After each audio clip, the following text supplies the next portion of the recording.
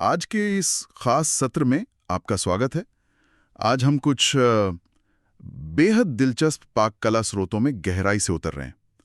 हमारे पास स्रोत के तौर पर YouTube channel the shrimp boat Matthew Carter के एक वीडियो ट्रांसक्रिप्ट के कुछ अंश हैं, और इनमें जो रेसिपीज हैं वो कहना पड़ेगा थोड़ी हटके हैं। बिल्कुल हटके। ये कैरिबियन स्वाद से प्रेरित स्टार्टर्स हैं, हाँ, लेकिन इनमें रम, मैराशीनो चेरी और बेकन जैसी चीज़ों का इस्तेमाल है। हाँ, ये कॉम्बिनेशन पहली नज़र में काफ़ी अप्रत्याशित लगते हैं ना? हैं तो। ये निश्चित रूप से आपके रोज़मर्रा के एपेटाइजर तो नहीं है? सही कहा। तो आज हमारा मिशन है इन अनोखी रेसिपीज को परत दर परत समझना। इनकी सामग्री क्या कहती है, बनाने का तरीका क्या है, और सबसे जरूरी इन स्वादों के पीछे का राज क्या है। लगता है ये एक मजेदार और स्वादिष्ट खोज होने वाली है। चलिए शुरू करते हैं। तो पहली रेसिपी जिसका जिक्र स्रोत में है उसका नाम है स्कारलेट शोर सिम्फनी। नाम तो बड़ा काव्यात्मक है। हाँ, नाम तो है। स्रोत बताता है कि ये जमाइका रम और कोस्टा रिकन पैशन फ्रूट का एक संगम है। मतलब जमाइका और कोस्टा रिका दोनों जगह से प्रेरणा ली गई है इसमें। नाम वाकई ध्यान खींचता है, स्कारलेट शोर सिम्फनी। और ये एक स्टार्टर है, ये भी बताया गया, सिर्फ एक व्यक्ति के लिए। अच्छा, सिंगल सर्विंग। हाँ, और बनाने में लगभग 35 मिनट लगते हैं, तो ऐसा नहीं कि झटपट तैयार हो जाएगा। नहीं, टाइम लगेगा। इसमें थोड़ा समय और ध्यान देने की जरूरत पड़ेगी। ये कोई जल्दबाजी वाली डिश नहीं लगती मुझे। सामग्री की लिस्ट देखें तो मामला और दिलचस्प हो जाता है। हमें चाहिए 25 ग्राम नारियल का दूध। ओके, क्रीमी बेस के लिए। हाँ, 30 मिलीलीटर डार्क रम, 50 ग्राम पैशन फ्रूट का गूदा। ये वही फल है जो अपने तीव्र खट्टे और ट्रॉपिकल स्वाद के लिए जाना जाता है। हाँ, वो पैशन फ्रूट का टार्टनेस वो काफी अच्छा लगता है। फिर 3 ग्राम चीनी, 40 ग्राम पकाया हुआ और कटा हुआ बेकन। यहाँ आया ट्विस्ट, बेकन। हाँ, बेकन। और 3 मराशनो चेरी, वो चमकीली लाल मीठी वाली चेरी। हाँ, जो कॉकटेल वगैरह में होती हैं। बिल्कुल। और करीब 45 पुदीने की पत्तियां कटी हुई।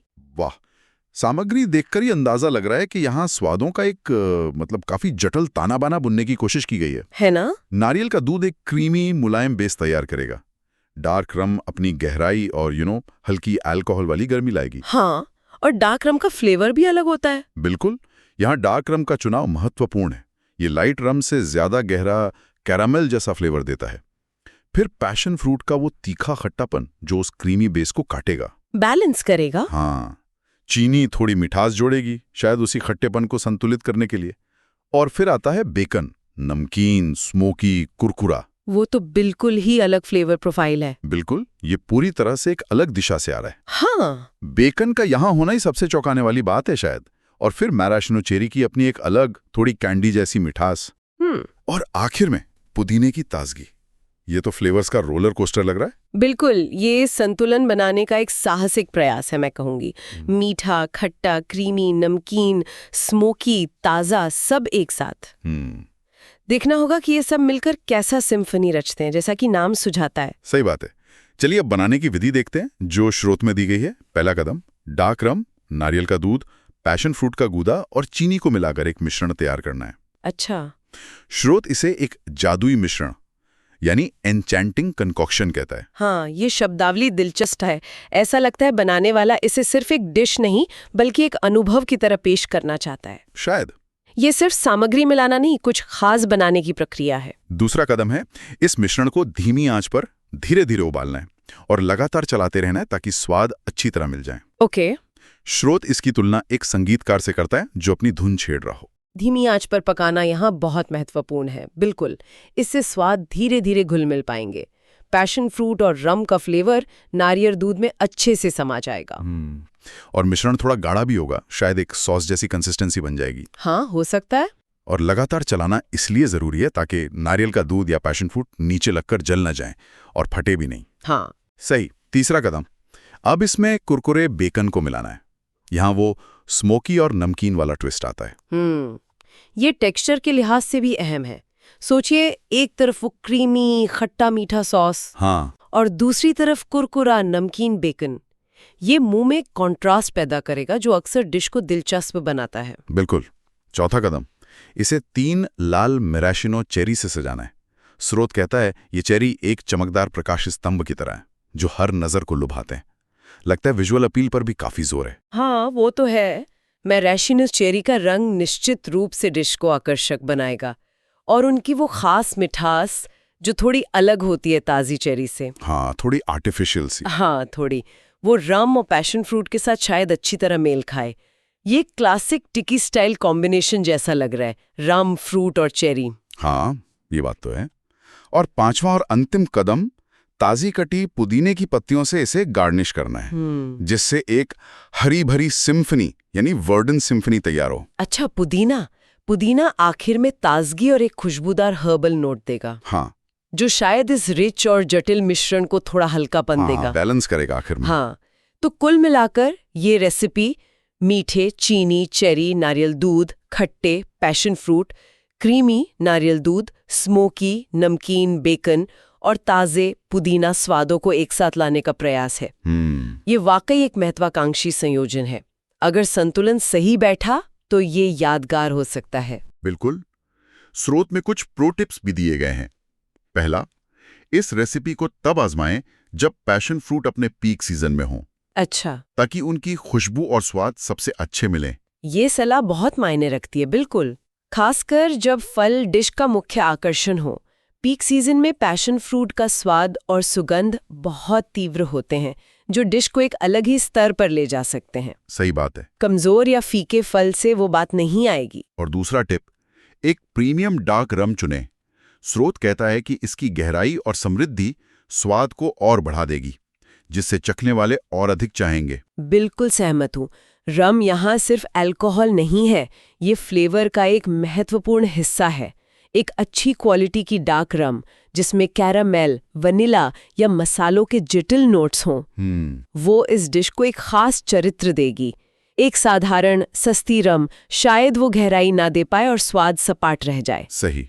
यहाँ सामग्री की गुणवत्ता, खासकर रम और फल की, अंतिम परिणाम पर बहुत बड़ा प्रभाव डालेगी। अमेरिका और जमाइका से प्रेरित है। अच्छा, स्रोत इसे एक जीवंत ट्रॉपिकल स्टार्टर बताता है जो रम और मराशिनो चेरी के सनी फ्लेवर से प्रेरित है। अच्छा, ये भी एक व्यक्ति के लिए है, लेकिन इसे बनाने में करीब 25 मिनट लगते हैं। ओह, ये तेज है। हाँ, यानी पहले वाली से थोड़ा तेज।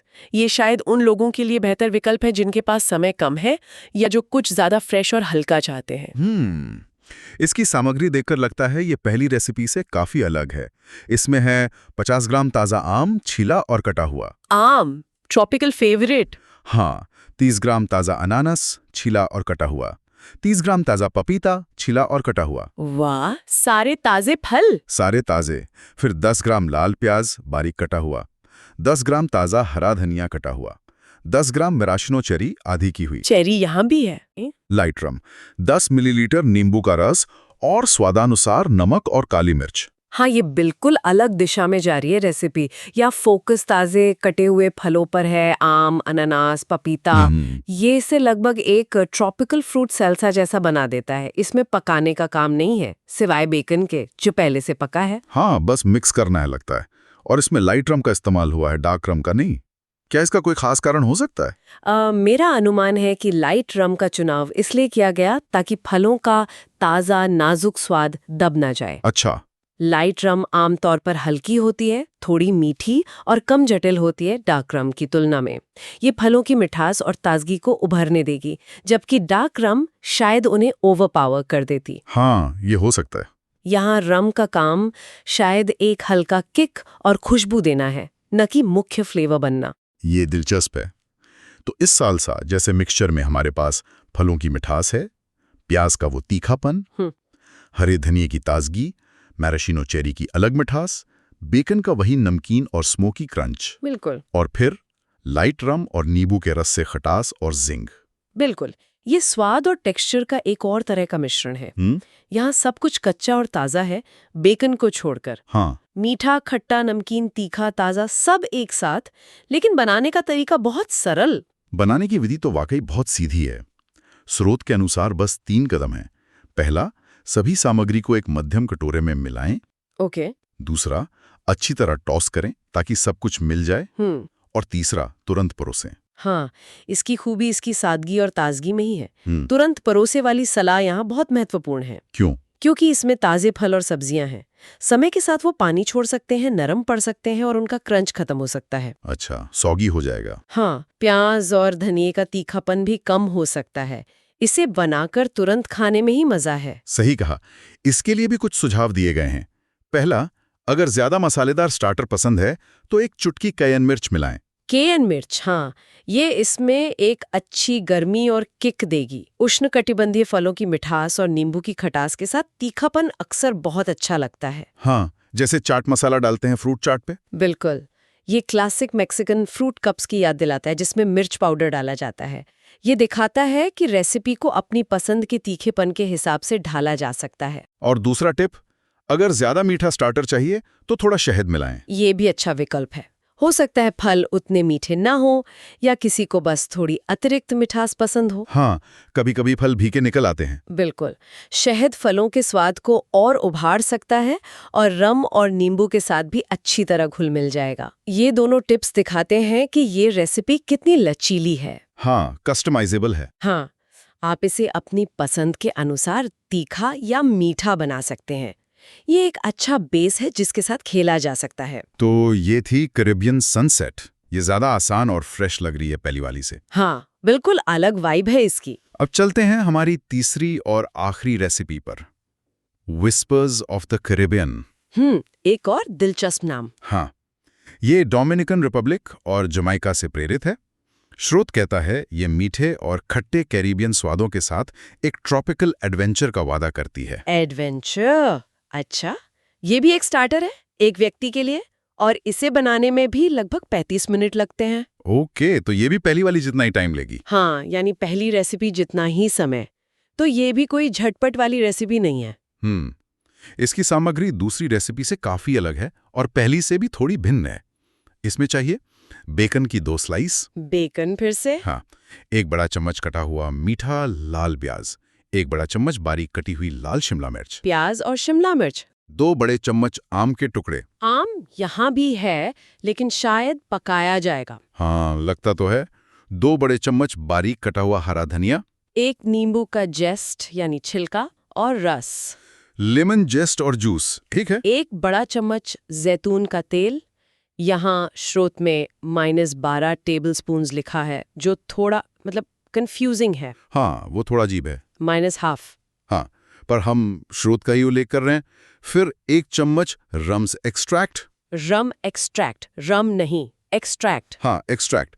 स्वादानुसार नमक और सफेद मिर्च। सफेद मिर्च, काली नहीं। सफेद मिर्च। और गार्निश के लिए मैराशीनो चेरी। चेरी भी वापस आ गई। तो इस रेसिपी में पके हुए तत्व ज्यादा हैं, दूसरी रेसिपी के बिल्कुल विपरीत। हाँ, और पहली से भी अलग, जिसमें सिर्फ सॉस पकाया गया था। यहाँ प्याज, शिमला मिर्च और आम को पकाया जा रहा। हाँ, पकाने से नरम होंगे और उनकी मिठास भी थोड़ी बढ़ेगी, खासकर प्याज और शिमला मिर्च की। सही कहा। हाँ, और यहाँ रम की जगह रम एक्सट्रैक्ट का इस्तेमाल किया गया है। ये क्यों, क्या लगता है? रम एक्सट्रैक्ट का उपयोग करने के कुछ कारण हो सकते हैं। एक तो ये रम का फ्लेवर बिना अल्कोहल के देता है, अगर कोई अल्कोहल से बचना चाहे। अच्छा, हाँ। दूसरा, एक्सट्रैक्ट में फ्लेवर ज्यादा केंद्रित होता है, तो कम मात्रा में इस्तेमाल करके भी रम का स्वाद लाया जा सकता है बिना अतिरिक्त लिक्विड डाले। ये तब उपयोगी हो सकता है जब आप मिश्रण को ज्यादा पतला नहीं करना चाहते। ये एक अच्छा पॉइंट है। और इसमें सफेद मिर्च का इस्तेमाल है, काली मिर्च का नहीं। सफेद मिर्च का स्वाद काली मिर्च से थोड़ा अलग होता है। ये थोड़ी कम तीखी होती है, ज्यादा मिट्टी जैसी और हल्की होती है। अच्छा। इसका इस्तेमाल अक्सर हल्के रंग के सॉस या डिशेस में किया जाता है ताकि काले दाने ना दिखें, लेकिन यहाँ स्वाद का भी फर्क पड़ेगा। ये एक सूक्ष्म लेकिन ध्यान देने योग्य बदलाव है। ओके। और वो जैतून तेल की मात्रा -12 TBS पीस, इसका क्या मतलब हो सकता है? ये वाकई अस्पष्ट है। हो सकता है ये टाइपिंग की गलती हो और 12 टीस्पून यानी आधा बड़ा चम्मच लिखना हो। हाँ, ये हो सकता है। या शायद इसका मतलब है 1 बड़े चम्मच से आधा चम्मच कम, यानी आधा चम्मच। या ये भी हो सकता है कि सुझाव दिया जा रहा हो कि अगर बेकन से ज्यादा फैट निकला है तो जैतून का तेल आधा चम्मच कम कर दें या बहुत कम डालें। ये भी मुमकिन है। बिना स्पष्टीकरण के निश्चित रूप से कहना मुश्किल है, पर शायद संकेत यही है कि ज्यादा तेल इस्तेमाल न करें। ठीक है, चलिए बनाने की प्रक्रिया देखते हैं। पहला कदम, बेकन को कुरकुरा होने तक तलें। स्टैंडर्ड। दूसरा, बेकन को काट लें। तीसरा, उसी पैन में, शायद बचे हुए बेकन फैट में, हाँ, वही बेस्ट रहेगा। मीठा लाल प्याज, लाल शिमला मिर्च, आम और हरा धनिया डालें और नरम होने तक पकाएं। हाँ, बेकन फैट का इस्तेमाल यहाँ स्वाद बढ़ाने का एक शानदार तरीका है। प्याज, शिमला मिर्च और आम उस स्मोकी नमकीन फैट में पककर और भी स्वादिष्ट हो जाएंगे। बिल्कुल, आम को पकाने से वो थोड़ा कैरमलाइज भी हो सकता है, जिससे उसकी मिठास और गहरी हो जाएगी। और हरा धनिया यहाँ पकाया जा रहा है। हाँ, ये अलग है। हाँ, दूसरी रेसिपी से अलग है, जहाँ उसे ताज़ा इस्तेमाल किया गया था।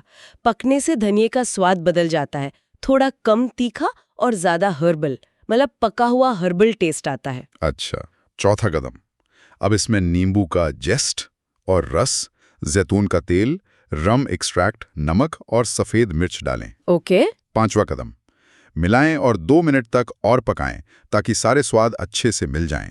नींबू का रस यहाँ फिर से एसिडिटी और ताजगी देगा, जो पके हुए प्याज, मिर्च और आम की मिठास को संतुलित करेगा, जैसे अच्छी खुशबू आएगी। हाँ, रम एक्सट्रैक्ट अपना फ्लेवर देगा। 2 मिनट पकाने से ये सब अच्छे से घुल मिल जाएंगे। ठीक है। छठा कदम, पकाया हुआ बेकन वापस पैन में डालें और मिलाएं। आखिर में बेकन। हाँ, और सातवां कदम, मिश्रण को एक सर्विंग बाउल में निकालें और मैराशीनो चेरीज से गार्निश करें। बेकन को आखिर में डालने का मतलब है कि उसका कुरकुरापन कुछ हद तक बना रहेगा। हालांकि गरम मिश्रण में मिलाने से वो थोड़ा नरम तो होगा ही। हाँ, थोड़ा तो होगा। मैराशीनो चेरी यहाँ फिर से रंगत और मिठास के लिए है, जो इन तीनों रेसिपीज में एक कॉमन थ्रेड है। हाँ, ये तीनों में था। तो ये रेसिपी पके हुए कैरामलाइज्ड फ्लेवर्स और ताज़े नींबू के बीच संतुलन बनाने की कोशिश कर रही है, जिसमें बेकन और रम का ट्विस्ट है। इसके लिए भी प्रो टिप्स है। पहला, ज्यादा मसालादार व्यंजन के लिए मिश्रण में 1 चुटकी केएन मिर्च मिलाएं। ये विकल्प दूसरी रेसिपी में भी था। हाँ, ये फिर से दिखाता है कि कैरेबियन प्रेरित व्यंजनों में अक्सर गर्मी या तीखेपन को अपनी पसंद के अनुसार समायोजित करने की गुंजाइश होती है। हाँ, ये इन रेसिपीज को और ज्यादा बहुमुखी बनाता है। वर्सेटाइल। और दूसरा टिप, अगर रम एक्सट्रैक्ट नहीं है तो आप इसकी जगह 1 बड़ा चम्मच डार्क रम का उपयोग कर सकते हैं। ये एक बहुत ही व्यावहारिक और उपयोगी सुझाव है। रम एक्सट्रैक्ट हर किसी के किचन में नहीं होता। सही बात है। डार्क रम का उपयोग करने से फ्लेवर प्रोफाइल शायद थोड़ा बदलेगा, एक्सट्रैक्ट ज्यादा केंद्रित हो सकता है और डिश में अल्कोहल भी आ जाएगा, लेकिन ये एक अच्छा विकल्प है। दिलचस्प बात यह है कि ये इसे पहली रेसिपी स्कारलेट शोर सिम्फनी के करीब ले आएगा, जिसमें डार्क रम का ही इस्तेमाल हुआ था। हाँ, ये तो मैंने सोचा ही नहीं। ये दिखाता है कि इन रेसिपीज के तत्व आपस में बदले जा सकते हैं। तो ये थी वो 3 अनोखी कैरिबियन प्रेरित रेसिपीज, स्कारलेट शोर सिम्फनी, कैरिबियन सनसेट और विस्पर्स ऑफ द कैरिबियन।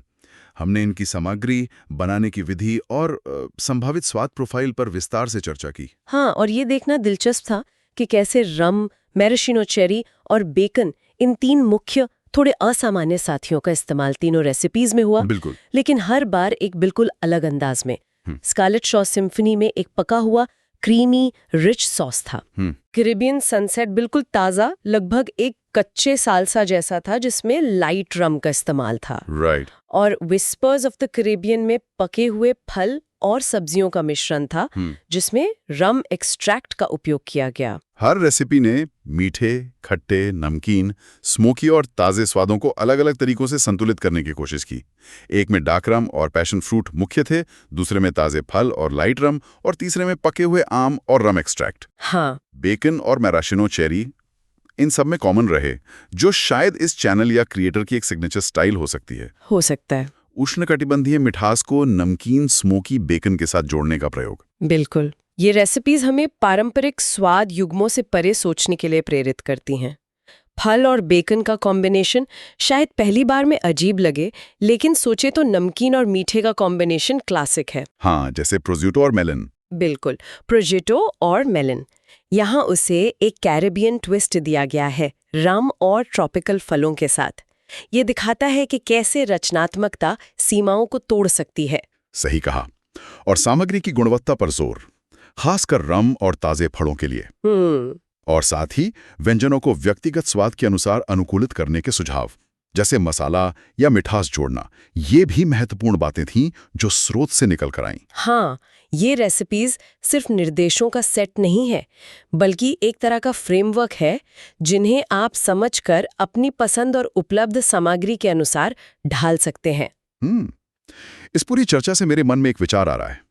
हमने देखा कि कैसे इन स्टार्टर्स में रम, ट्रॉपिकल फल, चेरी, बेकन और मसालों का इस्तेमाल किया गया है। हाँ, क्या इन कैरिबियन फ्लेवर प्रोफाइल को दूसरे तरह के व्यंजनों में भी इस्तेमाल किया जा सकता है, मतलब स्टार्टर से आगे बढ़कर? अरे ये एक बहुत ही दिलचस्प सवाल है। क्यों नहीं, बिल्कुल किया जा सकता है। सोचिए, कैरिबियन सनसेट जैसा सालसा ग्रिल्ड मछली या चिकन के ऊपर कितना अच्छा लगेगा। फ्रेशनेस देगा। बिल्कुल। या विस्पर्स ऑफ द कैरिबियन का वो पका हुआ मिश्रण पॉर्क चॉप्स के साथ परोसा जा सकता है, एक साइड डिश की तरह। ये भी बढ़िया आइडिया है। या फिर डेजर्ट के बारे में सोचें, कुछ मीठा। डेजर्ट। शायद रम बेकन का क्रम्बल किसी पाइनएप्पल अपसाइड डाउन केक पर। बेकन थोड़ा नमकीन क्रंच देगा। ओह वाओ, रम बेकन क्रम्बल, ये तो काफी बोल्ड होगा, लेकिन सुनने में दिलचस्प लग रहा है। नमकीन और मीठे का खेल, है ना? या पैशन फ्रूट कर्ड टार्ट के साथ मैरेशिनो चेरी और पुदीने का गार्निश। वो फ्लेवर कॉम्बिनेशन तो हमने पहली रेसिपी में देखा ही। हाँ, वो तो सीधा कनेक्शन है। बिल्कुल। ये स्टार्टर्स दरअसल एक प्रेरणा का स्रोत हो सकते हैं। इन स्वादों, रम की गहराई, फलों की मिठास और खटास, बेकन का नमकीन क्रंच, मसालों की गर्मी को लेकर मुख्य व्यंजनों या डेजर्ट में नए प्रयोग करना यकीनन रोमांचक हो सकता है। ये दिखाता है कि कैसे एक स्रोत से मिली जानकारी आगे और रचनात्मकता को जन्म दे सकती है। बिल्कुल। तो ये थी हमारी आज की गहरी पड़ताल इन अनोखी रेसिपीज पर। इस स्वादिष्ट और गहन पड़ताल में हमारे साथ शामिल होने के लिए धन्यवाद। हाँ, मजा आया बात करके। उम्मीद है श्रोताओं को भी इन अनोखे संयोजनों पर सोचने में मजा आया होगा।